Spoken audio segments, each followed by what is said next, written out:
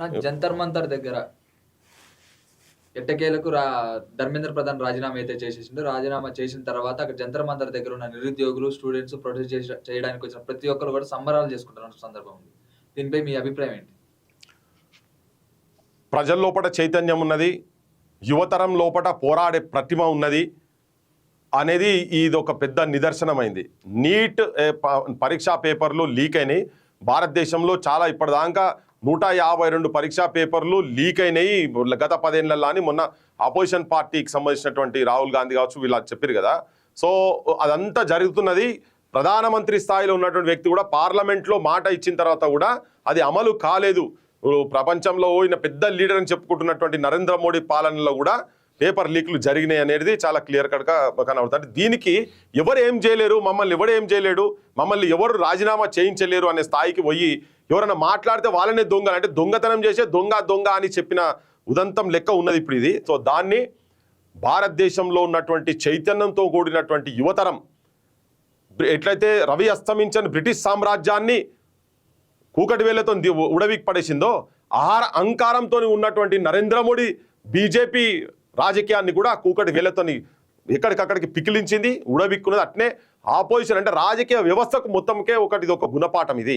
So ఇలా ప్రజల తిరుగుబాటు ఎప్పుడైతే ప్రజలు రివోల్ట్ అవుతారో, ప్రజల తిరుగుబాటు వెనకాల ఎవరున్నా కానీ వాళ్ళ తిరుగుబాటు ముందు మాత్రం ఎవరు నిలబడలేరు అనేది ఒక పెద్ద ఉదాహరణ లెక్కన ఇది భారత దేశ చరిత్రలో స్వర్ణాక్షరాలతో లిఖింపబడుతుంది. ఇక భవిష్యత్తులో కూడా రాజకీయ వ్యవస్థలు ఎవరన్నా మామూలు ప్రజలతోటి ఏదన్నా కథలు పడితే మాత్రం వాళ్ళను ప్రజలు ఎట్టి పరిస్థితుల్లో ఊకోరు, ఎక్కడ ఆగరు అనేది నిదర్శనం. అంటే నామకే వాస్ ఇదంతా రాజీనామా చేసినట్ట, లేకపోతే తర్వాత రానున్న కొద్ది రోజుల్లో కూడా మళ్ళీ ఒకవేళ ఏదన్నా పేపర్ లీక్ జరిగితే వాళ్ళు అకౌంటబుల్ తీసుకున్నట్ట, లేకపోతే నామకే వాస్ చేసినట్టు అనుకోవచ్చు?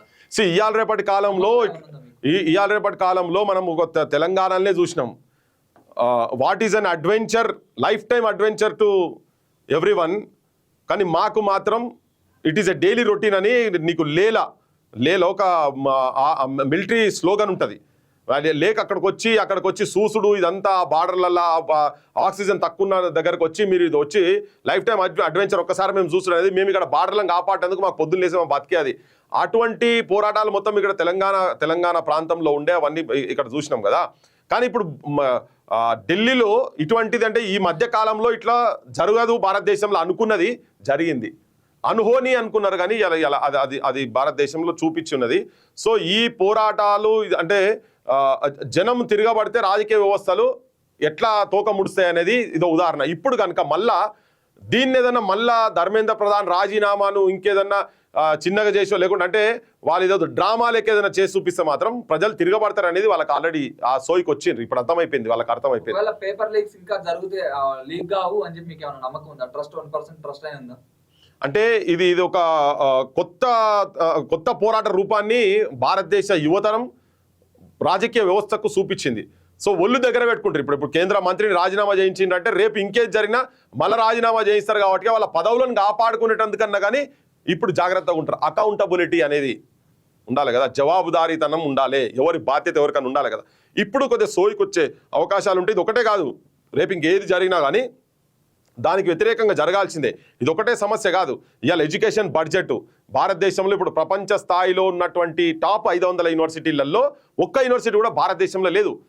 చైనాను మొత్తుకుంటారు. 100కు పైన యూనివర్సిటీలు చైనా యూనివర్సిటీలు టాప్ 500 వరల్డ్ యూనివర్సిటీస్లలో ఉన్నాయి ర్యాంకింగ్లో. మరి ఎందుకు భారతదేశం లేదు? అది కొట్లాడాలి కదా. ఎడ్యుకేషన్ ఫండ్ ఇస్తలేరు. ఇలా తెలంగాణలో కూడా అదే పరిస్థితి కదా.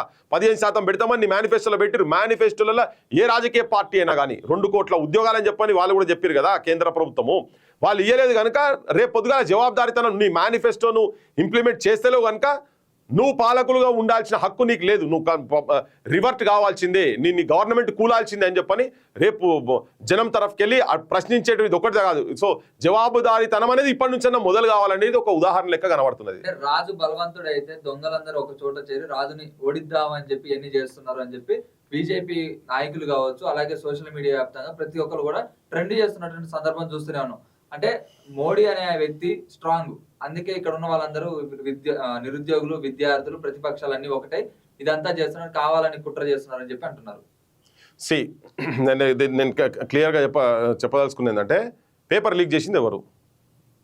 రాజు. రాజు దగ్గరికి వెళ్ళి అయింది కదా, రాజు చక్కగా ఉండదంటే పేపర్ లీక్ కాదు. పేపర్ లీక్ అయిందా కాలేదా? పేపర్ లీక్ అయింది కాబట్టినే నువ్వు మళ్ళీ ఎగ్జామ్ పెట్టినావు. పేపర్ లీక్ లాస్ట్ టైం అయిందని చెప్పి పార్లమెంట్లో ఇదే ఈ రాజే, ఎవరు నరేంద్ర మోడీ అనే రాజే పార్లమెంట్లో చెప్పిండు కదా, చట్టాలు కూడా తీసుకొచ్చినా మేము ఒక్కొక్కరిని మెడల్ వంచుతాం ఇవన్నీ చెప్పిండు కదా. ఆయన తర్వాత మళ్ళీ చేసిండు కదా. ఇలా మరి లీక్ అయింది కాబట్టినే 20 మంది ఆత్మహత్య చేసుకున్నారు. ఈ 20 మంది ఆత్మహత్యలకు కారణం ఎవరు? రాజే. సో ఇప్పుడు ఇక్కడ దొంగ ఎవరు? దొంగ రాజు, అసలు దొంగ రాజు. నువ్వు జనాన్ని జనం దొంగలై రాజును దొంగని చేస్తున్నాను కాదు. ఇక్కడ జనము రాజ్యాన్ని కాపాడేటందుకు వాళ్ళ బాధ్యతగా జనం రోడ్ల మీదకి వచ్చారు. ఒక దుర్మార్గుడే రాజు ఇంతమంది చనిపోయిన తర్వాత కూడా కనీసం కనికరం లేకుండా, వాళ్ళకు పైసా సంతాపం కూడా చెప్పకుండా, వాళ్ళ గురించి ఒక నిమిషం కూడా మాట్లాడకుండా ఉన్నటువంటి వాడిని మెడలు వంచాలే. అదే తిరుగుబాటులో ఉన్నటువంటి గొప్ప లక్షణం, అదే న్యాయంలో ఉన్నటువంటి గొప్ప లక్షణం. అదే ఆ తిరుగుబాటు చేసి ఇవాళ అసలు దొంగ ఎవరు అనేది సమాజం ముంగట ఎక్స్పోజ్ చేసి వదిలిపెట్టిండు. ఉత్తగా చెప్పుకుంటా తిరుగుడు కాదు.